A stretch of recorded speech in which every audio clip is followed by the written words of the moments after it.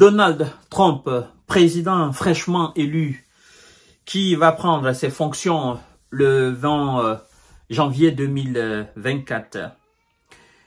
Si il ne vient pas avec des vrais arguments pour mettre fin à la situation russo-occidentale en Ukraine, si il n'a pas d'arguments solides pour convaincre Vladimir Poutine afin de négocier une paix en Ukraine, si il ne prend pas les véritables décisions d'homme pour mettre fin à ce que lui-même appelle carnage, je crois qu'il risque de passer complètement à côté de la plaque.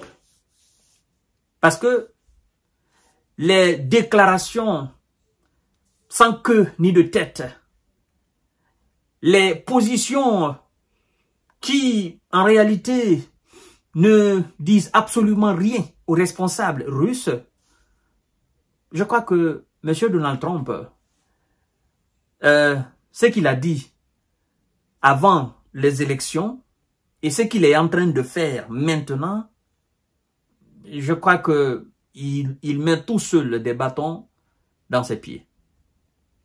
Vous allez comprendre tout à l'heure. M. Donald Trump déclare qu'il va parler à Vladimir Poutine, qu'il va parler à Volodymyr Zelensky et aux représentants de l'Ukraine pour mettre fin à ce qu'il appelle le carnage en Ukraine. Nous allons détailler ça tout à l'heure. Mais avant tout, n'oubliez pas de vous abonner si ce n'est pas encore fait. Et activez la cloche de notification pour ne plus rater mes vidéos, mais les avoir instantanément dès que je les poste. Mais aussi, je vous invite à vous abonner à ma chaîne, à ma page, ma nouvelle page Facebook, le géopolitologue, ça se passe là-bas aussi.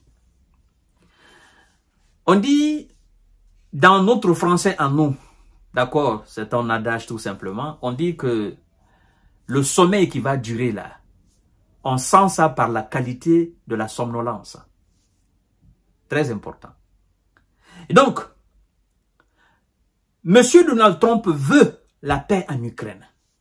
Mais je crois qu'il ne s'y prend pas très bien. Parce que, pour M. Donald Trump, il faut parler à la Russie et à l'Ukraine. C'est là où je dis, il ne s'y prend pas très bien. En fait, il sait, je sais, vous savez, le monde sait que ce n'est pas l'Ukraine et la Russie qui sont en conflit. C'est plutôt la Russie et les États-Unis qui sont en conflit sur le territoire ukrainien. Et donc, le président américain, c'est à lui de prendre la décision de parler avec Vladimir Poutine. Volodymyr Zelensky ne représentait rien. Les représentants de l'Ukraine ne représentaient rien. Les représentants des différents pays, même de l'Union européenne, des pays membres de l'OTAN sur le continent européen, ne représentaient rien. C'est lui qui représente quelque chose, c'est le président de la Maison-Blanche, le président alors des États-Unis. Et donc, si M. Trump doit parler à quelqu'un, et puis aller parler à M. Vladimir Poutine, il doit se parler lui-même, en tant que président des États-Unis. Vous comprenez? En tant que les États-Unis, il doit, il doit monologuer. Il doit se parler lui-même. C'est pas à l'Ukraine qu'il doit parler. Parce que l'Ukraine tient sa survie des États-Unis. L'Union européenne, donc les pays membres de l'OTAN sur le continent européen, ont été engagés dans ce conflit par les États-Unis. Parce qu'on leur a fait croire que c'est pour les intérêts de l'OTAN. Donc, les pays membres de l'OTAN sur le continent européen ont été forcés, ils ont été acculés par les États-Unis de les suivre dans cette folie. Et donc, ils ne doivent pas se mettre, M. Donald Trump ne doit pas se mettre en dehors et dire nous allons parler à Vladimir Poutine et puis nous allons parler à Volodymyr Zelensky. C'est de se foutre de l'intelligence des gens. C'est pourquoi je dis, s'il ne s'y prend pas bien, il risque d'aller tout simplement à côté de la plaque. C'est Washington et Moscou qui doivent parler du plan de paix en Ukraine. l'Ukraine n'est absolument rien. L'Ukraine n'a rien à voir dedans. L'Ukraine a été utilisée tout simplement.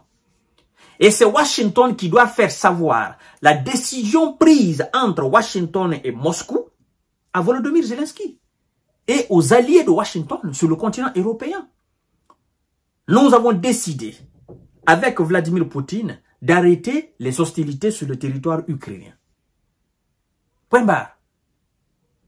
Monsieur Donald Trump, laissez-moi vous dire, personne n'est bête, personne n'est dupe. Vous avez délégué quelqu'un pour aller s'enquérir de la réalité. Moi, ça me fait rire. Le général, comment on l'appelle, Kellogg, quelque chose comme ça, là. Non, on va s'enquérir, n'est-ce pas? On va aller en Russie, puis on va aller en Ukraine. Moi, je me dis, mais vous êtes des plaisantins. Vous allez en Russie, pourquoi? Vous allez en Ukraine, pourquoi? Vous êtes des plaisantins. Oh non, c'est la Russie et l'Ukraine qui sont en conflit. Les États-Unis viennent en tant que médiateurs. Mais vous êtes fous. C'est malade. En fait, ces gens, je pense, eux, ils pensent qu'ils sont mieux intelligents que les autres. Monsieur Donald Trump, c'est les États-Unis qui font la guerre à la Russie. C'est les États-Unis qui sont opposés à la Russie sur le territoire ukrainien. C'est pas la France, c'est pas l'Allemagne.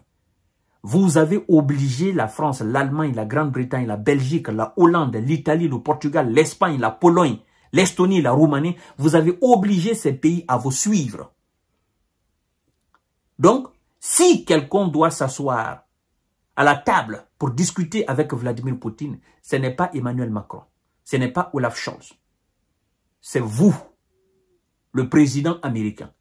Vous devez vous asseoir à la table avec Vladimir Poutine. Parler d'une assise de Poutine et Volodymyr Zelensky, c'est une insulte à l'encontre même de Vladimir Poutine. Donc, vous avez intérêt à vous asseoir avec Vladimir Poutine, vous-même, en tant qu'Américain. Vous avez intérêt à trouver une solution. Et vous avez intérêt à informer vos alliés de la décision finale que vous allez prendre avec Vladimir Poutine. Ne vous foutez pas de l'intelligence des gens. C'est pourquoi je vous dis, faites attention à votre plan de paix. Et si vous n'avez pas d'argument, l'opération spéciale va continuer sur le terrain. Il veut faire croire aux gens que non, bah écoutez, il faut que les deux belligérants arrêtent. Mais vous-même, vous êtes belligérant. Vous êtes le véritable belligérant dans l'affaire. L'Ukraine est tout simplement utilisée. Vous n'êtes pas co-belligérant, vous êtes le véritable belligérant sur le terrain. Je crois que ce monsieur, il n'a pas encore compris. C'est pourquoi je dis, l'opération spéciale n'est pas encore prête à finir. Voilà, mesdames et messieurs, c'est quand même pathétique. Hein? C'est comme la situation entre le Congo et le Rwanda. Le Rwanda qui utilise le mouvement M23 pour déstabiliser le Congo. Et puis, le Congo dit, non, non, il faut négocier avec M. Paul Kagame. Paul Kagame dit, non, il faut négocier directement avec les rebelles. Mais les rebelles, c'est qui? C'est vous, M. Paul Kagame. C'est pourquoi le sommet hier à Luanda a échoué. Et donc, c'est la même situation. Oh non, il faut négocier.